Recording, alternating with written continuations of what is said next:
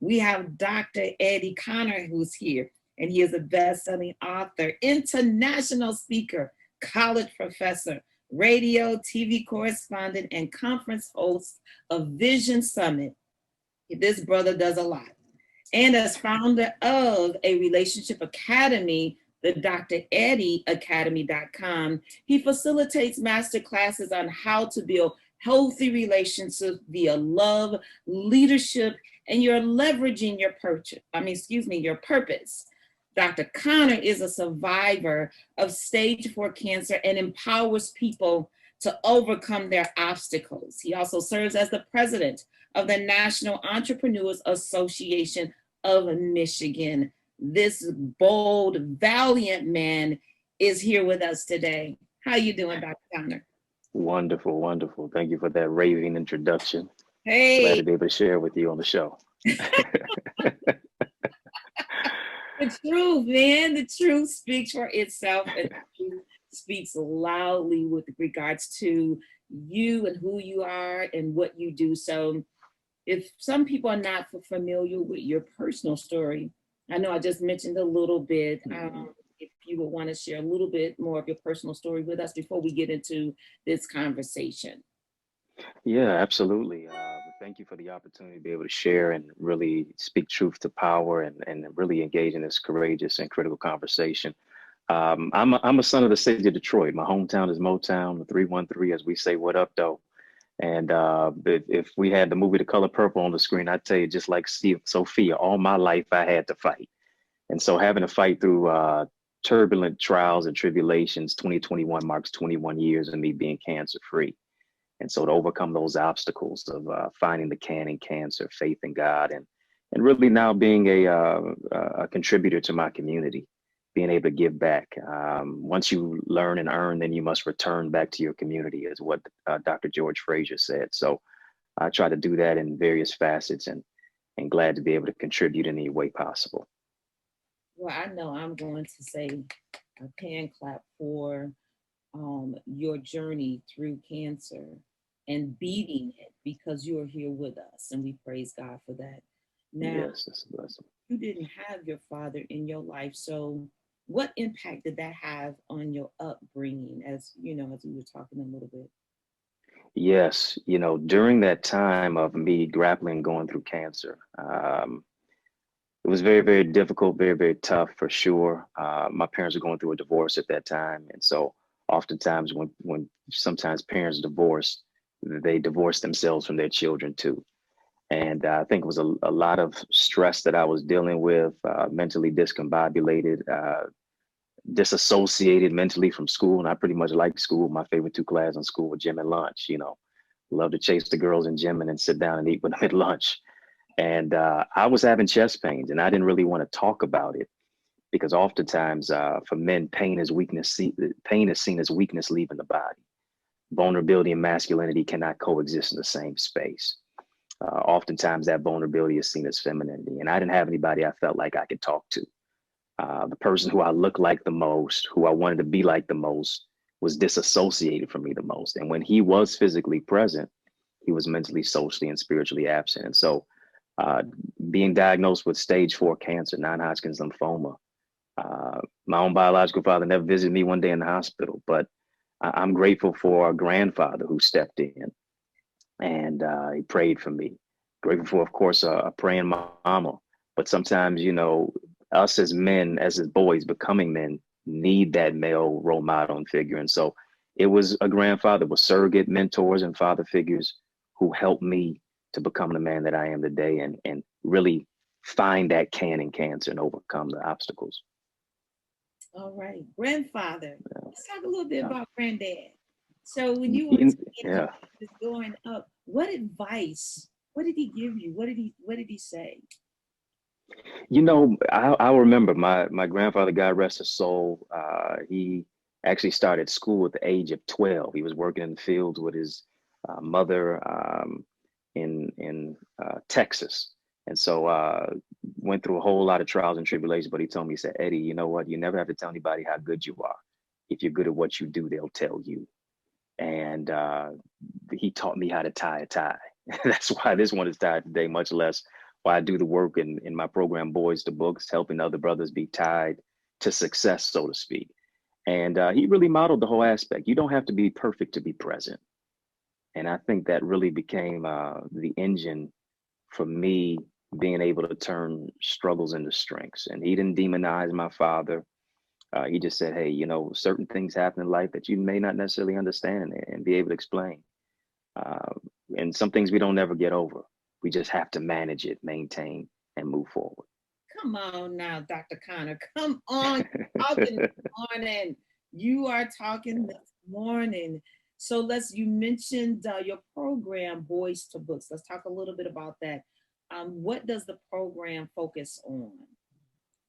It focuses on literacy, leadership, and life skills enrichment. I did a master's in reading and literacy, and I saw how illiteracy and incarceration are interconnected. You know, they're building prisons based on second, third grade reading scores. So beyond just a school to prison pipeline, it's a preschool to prison pipeline, from the womb to the tomb, trying to keep brothers incarcerated. And I think the greatest thing that we can do is not just lock our brothers up, is to find a way to unlock their purpose and their dreams. You know, so many times Black fathers are demonized and criticized, but 73% of fathers, whether they're in the home or not, or co-parent, and find some way to interact with that child throughout their week. And being able to show our brothers how to move from boyhood to manhood.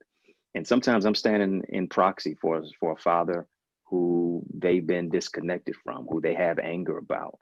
And I'm helping them to discover what their why is, and really become a positive male role model in their community and be able to contribute and give back. Wow, that's awesome. Thank you so much for this work that you're doing. You know, Dr. Connor, can we come out of this stereotypical thought and image about Black fathers? Can it ever truly be dismantled? What are your thoughts about that? You know, I think that's a very pertinent question. I believe is beginning to change in the right trajectory. I think people are really becoming beyond just woke to what is going on, you know, governmental wise, but I think having some self-government and some autonomy internally to say, hey, we're not going to be ascribed to the negative narrative of what is going on.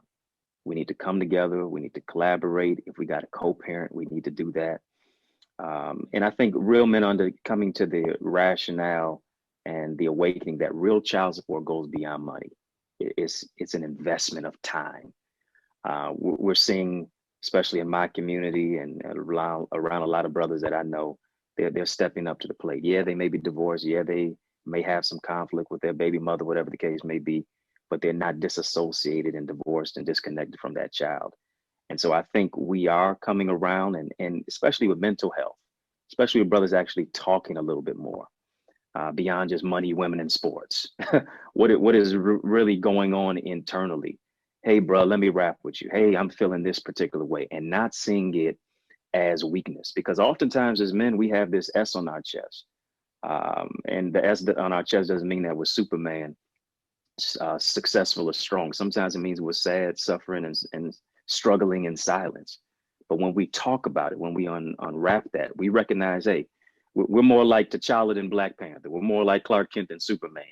And we can really put down the cape and pick up the aspect of cultivating who we are, to understand that we've got to play a role in our community. As we go, so our households go. As we go, so our children go. As we go, so our communities go. And so I think we're seeing a uptrend in trajectory with our men taking their rightful place in the home and the community.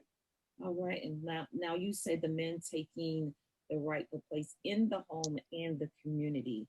It seems as though when we make a move towards, you know, our men are taking responsibility for whatever it is in our communities and saying, hey, we're going to do better and be better when we, you know, come together and take pride. It seems as though the forces are just against us, you know, to keep us where we were in the mental as well as even the physical containment. And so how important are mentors now, Dr. Connor, in the lives of our children and being father figures.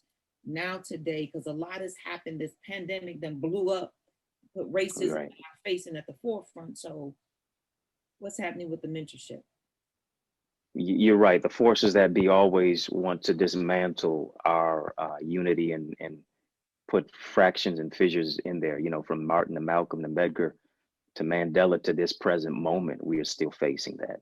And I think as men are being mentored, it's now an opportunity for them to say, hey, I can mentor another young man, to where life teaches us in two ways, mistakes and mentors. It's better learn from my mistakes than for you to bang your own head and do the same thing that I did, when I can carve out a path for you to follow. I think, especially as the statistics suggest, 50% of young people don't even have a mentor. And that is the thing that really saved my life. That's the thing that really turned my life around. uh, Mentorship from brothers who did look like me, or brothers who don't look like me, from people who it seemed like I had no commonality with at all, who made an investment in time with me. You know, children spell love Time. And so being able to make that type of investment, I think is the thing that is now um, having those conversations. If anything, the pandemic taught us, it's can you touch somebody without touching somebody? Can you be there without being there? And I think, especially as we were able to be in our homes, as we were able, particularly to connect on our screens, I would do a lot of mentorship. I would do a lot of, and still doing now, having conversations, breakout conversations with brothers, and they bring their young son, putting their arm around their son and saying, hey, you may want to be on the game, but you need to understand life is not a game. You need to hear what is going on right now. And based upon that, brothers began to shed tears. Brothers began to talk about things that they can't talk about necessarily in the presence of a woman or their mother or their girl. And with that, you know, you can't spell mentor without men. And I think that's needed and necessary for our mentality and our mental health as well. All right. Come on now, Dr. Connor. I see why you have your podcast and you're doing a host of things that's really, really helping.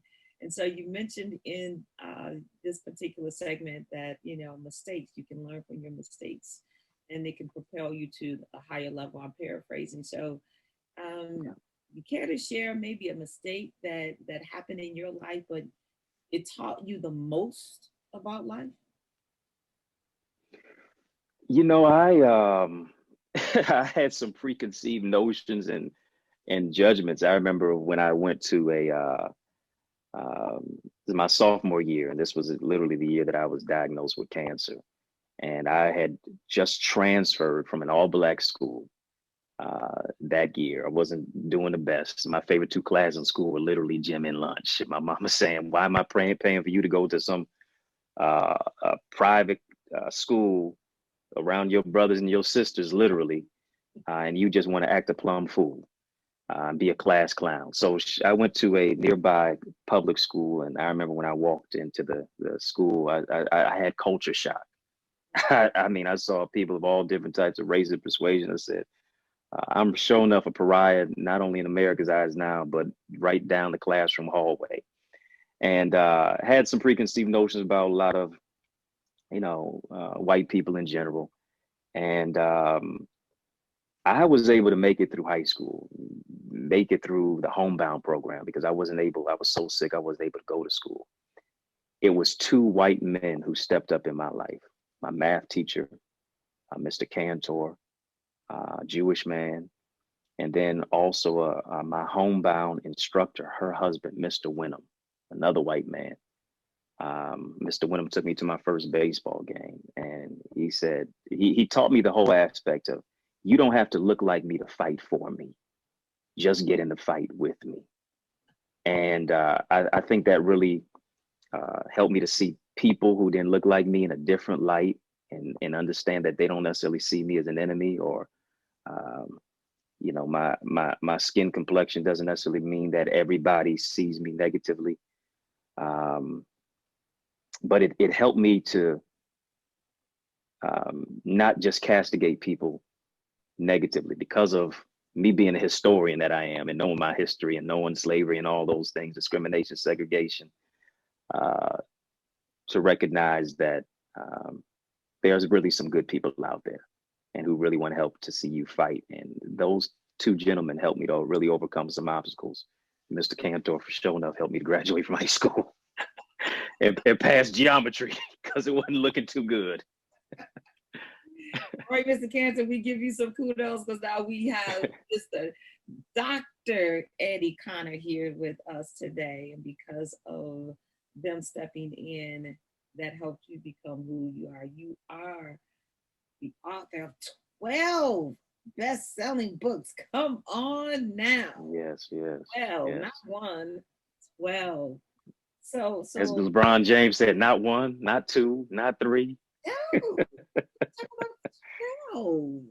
So what is Yes, your yes. primary focus with regards to when you are having a passion to write and to put everything into book form? I'm 12, wow.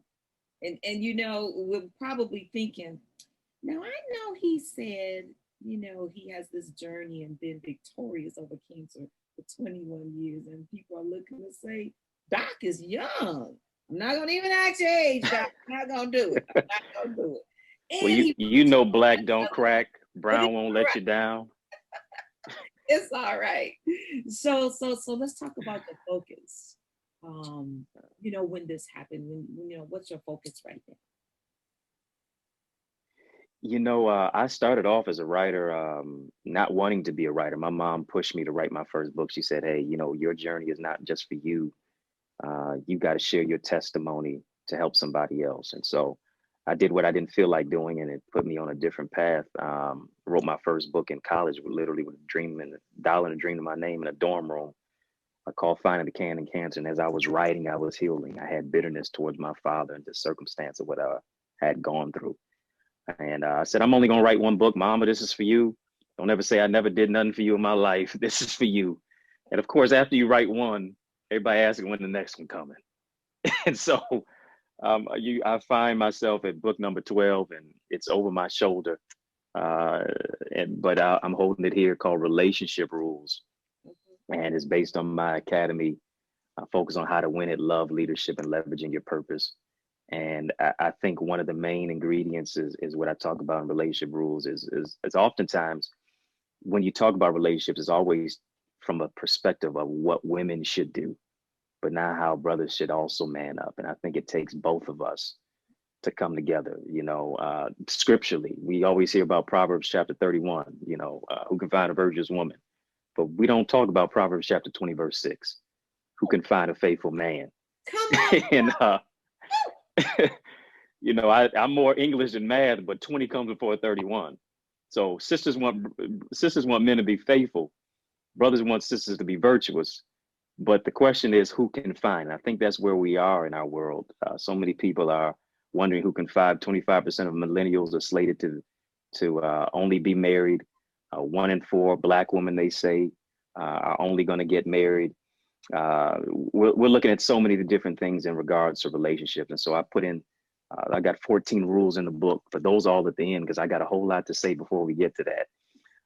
But I believe you can't expect a purpose partner if you have not first partnered with your purpose.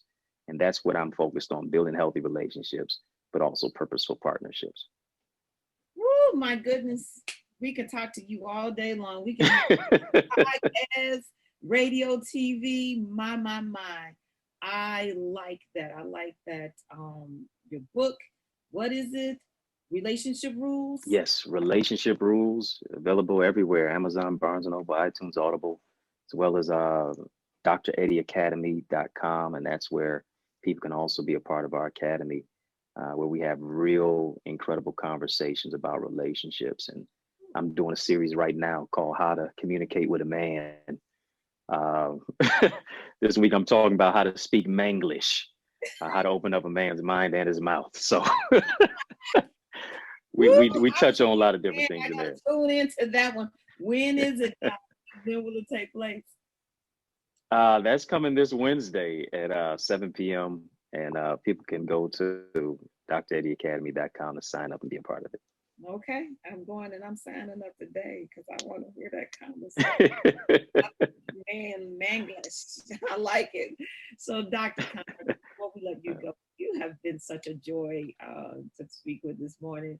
So what advice do you want to leave with our Black men who may be fathers and who may not be fathers, but maybe somewhere down the line, they're thinking about it. They're thinking about family. They're thinking about this fatherhood situation.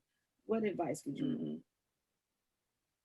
I'm reminded of a quote by Frederick Douglass, and I'm paraphrasing. Said, "If we build strong children, we won't have to repair broken adults." I like to say, if we build strong boys, we won't have to repair broken men. And I think man means to maintain, man means to manage, man means to use God's manual to manifest your destiny. And for our brothers, I think one thing is that we've got to not be reticent for therapy. We can't be reticent for developing our mental health, spending time internally and alone to be able to develop who it is that we are so that we can become the right one for the right one. And oftentimes, becoming the right one for the right one first begins by being right internally. You don't attract what you want, you attract what you are. And sometimes we're rehashing the past. We're not breaking generational curses and moving into generational blessings because we're stuck on the past. Dr. Sigmund Freud says we are in adulthood where we have experience in childhood. And just because you didn't have a father doesn't mean you don't have a future. Just because you didn't have a daddy doesn't mean it now disqualifies you from your destiny.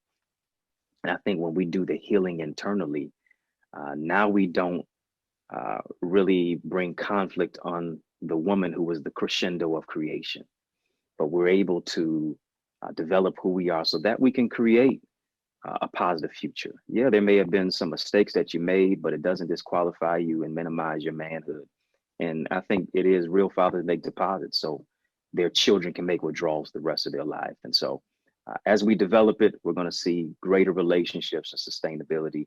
And this is our time as brothers to step up and do it together because we're better together. Okay, Dr. Eddie Connor, bam, we're going to drop the mic right there. Thank you so much Appreciate you.